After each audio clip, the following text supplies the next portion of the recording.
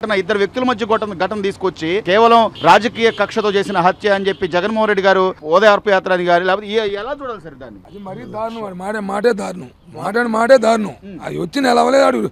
రాష్ట్ర పరిపాలన అంటాడు, అదంటాడు, ఇదంటాడు. ఏదో రాజకీయం చేస్తాడు, చేద్దాం చూస్తాడు. ఏం చేస్తాడు? పిచ్చోడు ఎదురు అవి పెట్టినట్టు పెట్టారు. అప్పుడు జనం పరిపాలించాడు. ఈ మందిని సెక్యూరిటీ పెట్టుకున్నాడు సొంతంగా. రోడ్లు బ్యాక్ చేశాడు.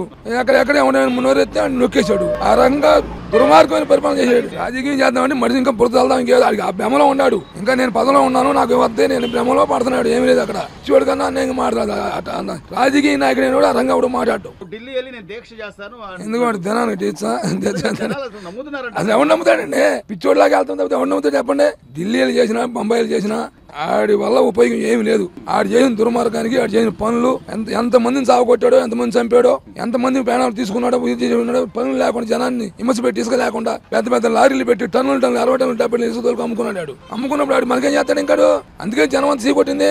ఆ 11 కూడా రాకూడదు లెక్క అయితే.